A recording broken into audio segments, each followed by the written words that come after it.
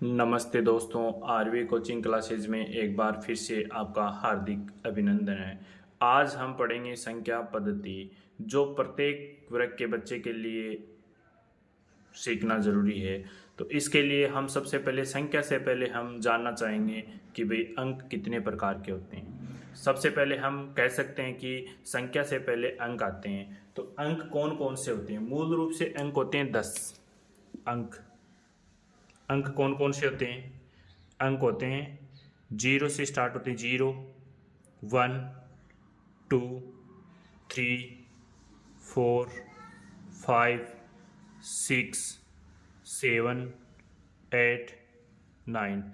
कुल अंक कितने हुए? 10। कुल अंक कितने हुए? 10।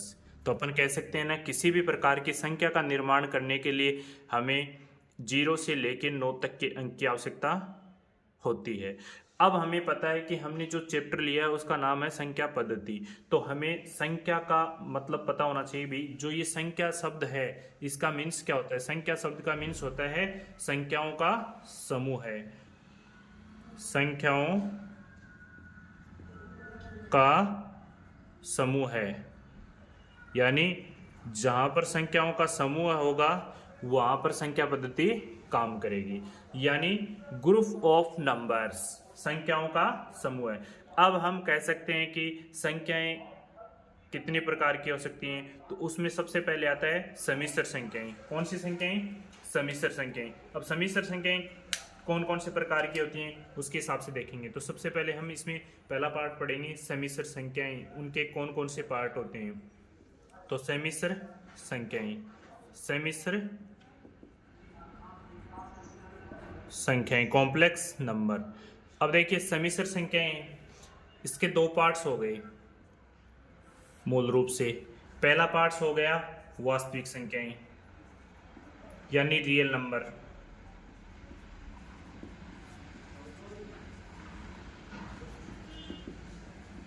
अब वास्तविक संख्याएं कौन कौन सी होती हैं वो अलग पार्ट है। दूसरा पार्ट होता है काल्पनिक संख्याएं, यानी जिन्हें अवास्तविक संख्या भी बोल सकते हो आप। अवास्तविक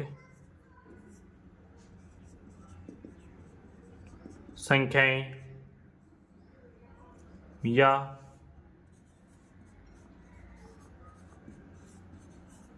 काल्पनिक संख्याएं या काल्पनिक संख्याएं। अब देखिए अपन पढ़ेंगे इसमें वास्तविक संख्याएं, जो रियल नंबर है ना उसके पार्ट्स।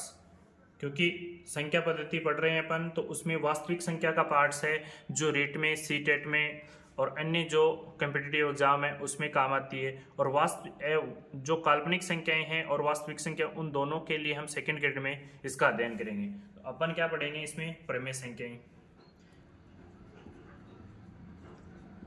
प्रमेय संख्याएं। अब आपको पता है कि प्रमेय संख्याएं और एक होती है अप्रमेय संख्याएं। तो वास्तविक संख्या के दो पार्ट हो गए, प्रमेय संख्याएं और अप्रमेय संख्याएं। अब अपन को पता है कि प्रमेय संख्याएं और अप्रमेय संख्याएं कौन सी होती हैं। अब इससे पहले अपन पढ़ेंगे प्रमेय संख्या के बारे में। तो प्रमेय संख्या के बारे में पढ़ेंगे अपन। तो प्रमेय संख्या के लिए अपन पढ़ेंगे प्रमेय संख्या के पार्ट्स कौन कौन से हैं। तो हम प्रमेय संख्या में पढ़ सकते हैं पूर्णांक,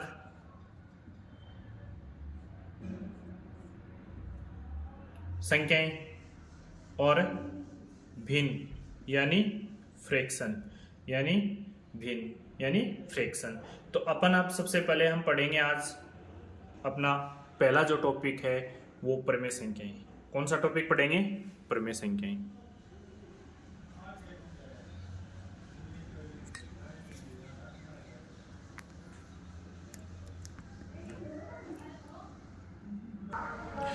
ऐसी संख्याएं, प्रमेय संख्याएं किसे कहते हैं? ऐसी संख्याएं जिन्हें हम p बट्टा क्यू के रूप में लिख सकते हैं और q की वैल्यू है वो 0 नहीं हो सकती। आगे बात समझ में? तो अपन इसको डेफिनेशन के रूप में लिखेंगे। ऐसी संख्याएं, ऐसी संख्या जिन्हें P अपॉन Q के रूप में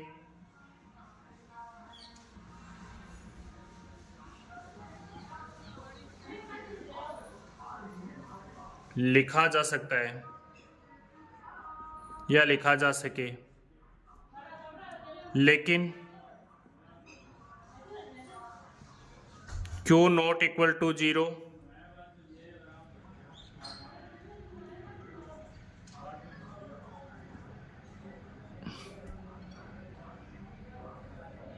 होना चाहिए। इसका मतलब क्या है कि Q की जो वैल्यू है यहाँ पर Q बट्टे में है ना, तो Q की वैल्यू क्या नहीं होनी चाहिए, 0 नहीं होनी चाहिए। आई बात समझ में? Q की वैल्यू 0 नहीं हो, तो यहाँ पर नहीं भी लिख सकते हो आप, नहीं होनी चाहिए। ठीक है, अब अपन क्या कर सकते हैं, P कहाँ पर होता है और Q कहाँ पर होता है। P यहाँ पर अंश होता है, P यहाँ पर क्या होता है, अंश, और Q यहाँ पर क्या होता है, हर। तो अपन इसको भिन्न के रूप में नहीं लिख सकते क्या, अंश बट्टे हर, अंश बट्टे हर, और अंश बट्टे हर है तो इसका मतलब हर का मान क्या नहीं होना चाहिए, हर का मान क्या नहीं होना चाहिए, 0। अपन कह सकते हैं अर्थात प्रत्येक भिन्न या संख्या का हर 0 से बड़ा हो, अर्थात प्रत्येक भिन्न या संख्या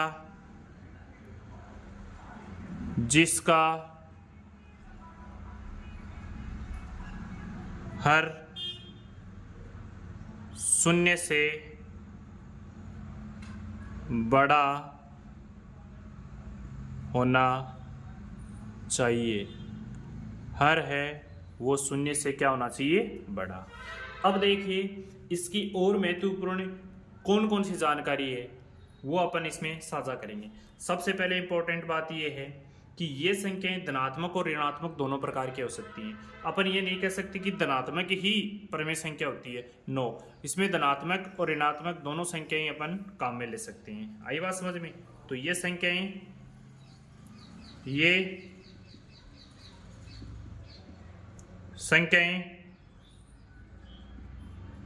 धनात्मक व ऋणात्मक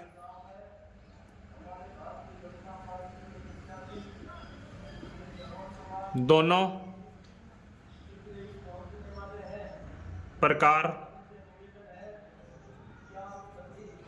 प्रकारों में मिलते हैं।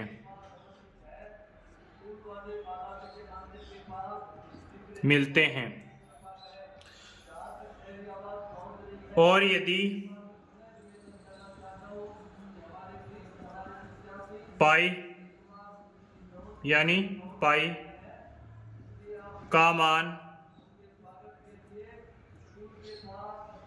दिया है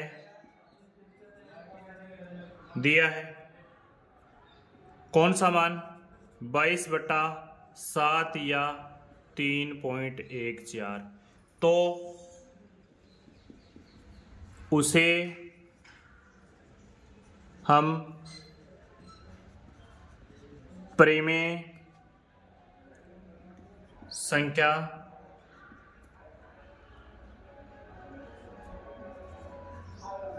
कहेंगे।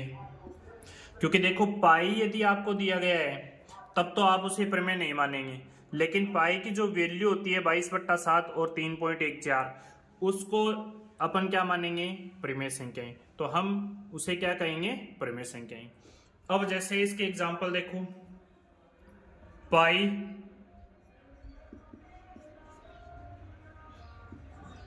को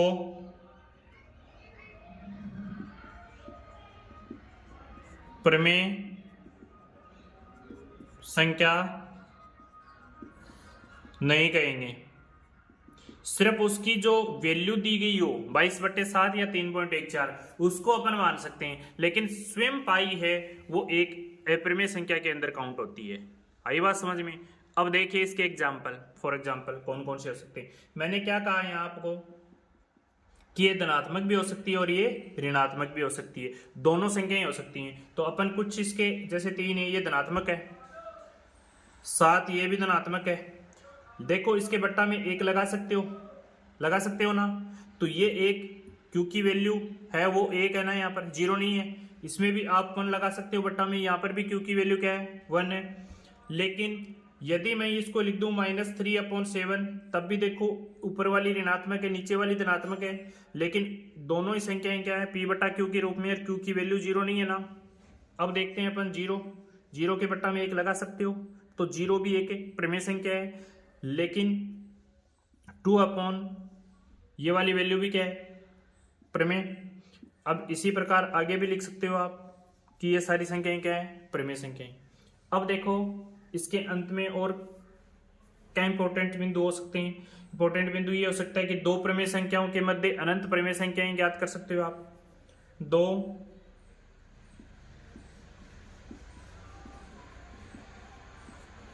प्रमेय संख्याओं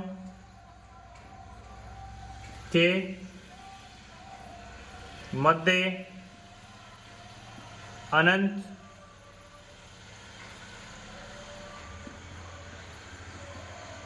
प्रमेय संख्याएं होती हैं। यानी दो प्रमेय संख्याएं यदि आपको दी गई हो तो उसके मध्य यदि आपको प्रमेय संख्या निकालनी हो तो आप अनंत प्रमेय संख्या निकाल सकते हो। ठीक है, अब इसके कुछ और महत्वपूर्ण बिंदु हैं। अब इसके कुछ एक पॉइंट और है इसका कि प्रमेय संख्याओं के मान निश्चित होते हैं। प्रमेय संख्याओं का मान निश्चित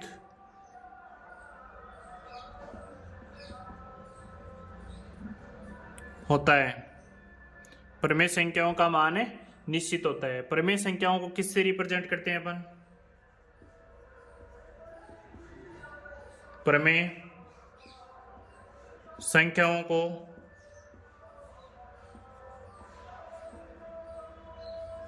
Q से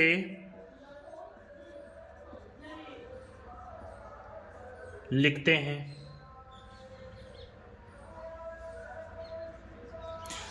इसी के साथ आपने प्रमेय संख्याओं का अध्ययन कर लिया है। अब अपन पढ़ेंगे अप्रमेय संख्याएं। तो उसके लिए आप अपने इस वीडियो को ज़्यादा से ज़्यादा शेयर कीजिए और लाइक कीजिए, और आने वाले वीडियो का इंतज़ार कीजिए, उसमें अपन पढ़ेंगे अप्रमेय संख्याएं। धन्यवाद।